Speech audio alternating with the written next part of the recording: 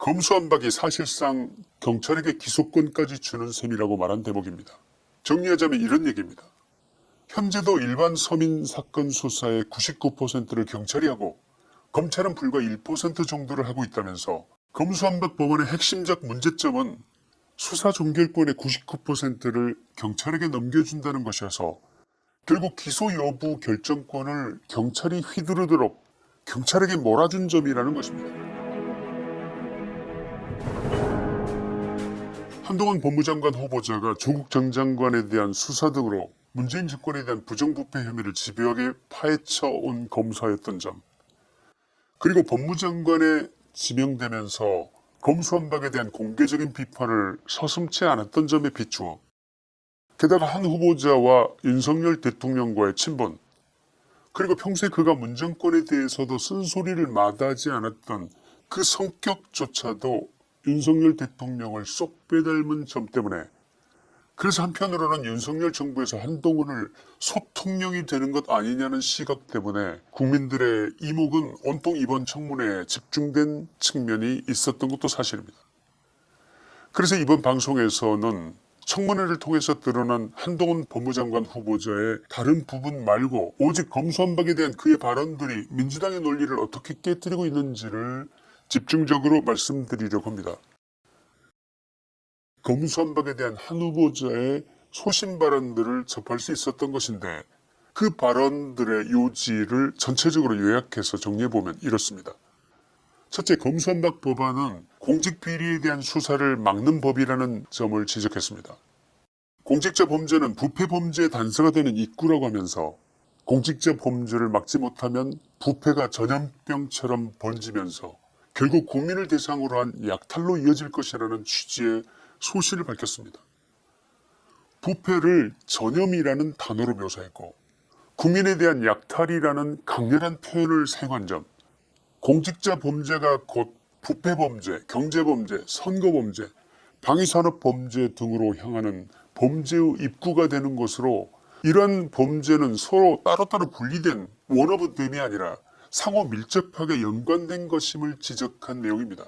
이러한 범죄들을 분리해서 이 범죄는 수사하고 저 범죄는 수사하면 안 되고 이런 식으로 수사 범위를 억지로 정하는 것이 얼마나 터무니없고 말이 안 되는지를 설명했던 것입니다.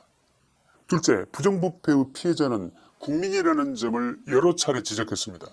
상층부 부정부패는 하층부로 전염되고 최종적으로 국민이 약탈당할 수밖에 없다는 자신의 논리를 밝혔습니다. 대한민국 정도 되는 선진국가에서 부정부패를 강력하게 처벌하지 않으면 나라의 기강이 무너진다는 취지로 익히는 답변을 했습니다.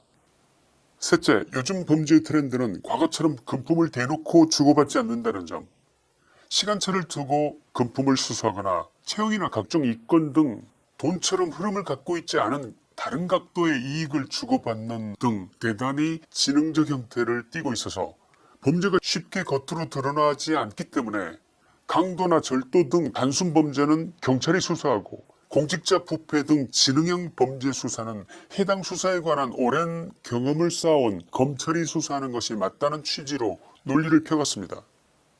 네 번째, 검수완박 법안 상태에서는 공직자 범죄를 막을 수가 없어서 고위층 부패를 만연하게 하고 결국 이러한 부패의 전염은 온전히 국민을 피해자로 만들 것이며 국민에 대한 약탈을 가져온다면서 이것을 막기 위해서 공직자 범죄 수사권을 박탈하는 것은 정말이지 지극히 위험하다, 이렇게 말했습니다.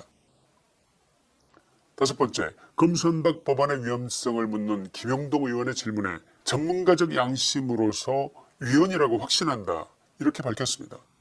한동훈 법무장관 후보자의 이날 청문회에서 특히 주목되는 부분 하나를 꼽는다면 검수완박이 사실상 경찰에게 기소권까지 주는 셈이라고 말한 대목입니다.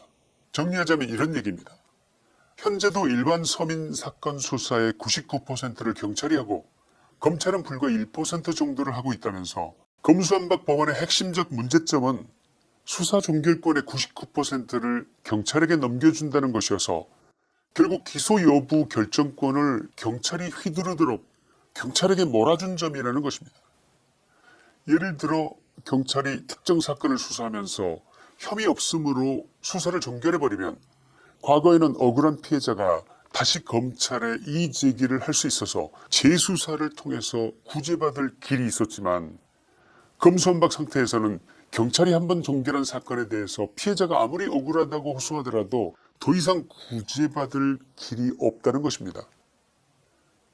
경찰이 선택적으로 검찰에 보낸 사건들에 하나여만 기소할 수 있다는 얘기인데 바로 이것이야말로 국민에게 재앙을 가져올 것이라는 말인 것입니다. 한 후보자의 워딩을 그대로 옮기자면 이것이 범죄의 전염을 가져오고 국민 약탈을 가져온다는 것입니다. 한동훈 법무장관 후보자는 이번 청문회에서 검수완박 법안을 반드시 저지하겠다는 의지를 분명하게 밝힌 것입니다. 민주당이 청문회 보고서를 채택해 주든 채택을 해주지 않든 윤석열 대통령은 그를 법무장관에 취임시킬 것은 분명합니다. 취임 후 그가 첫 번째로 할 일은 검수완박 법률이 위헌이라는 것을 입증하는 법률팀을 구성해서 위헌 심판 청구 절차를 진두지휘할 것이 확실시됩니다.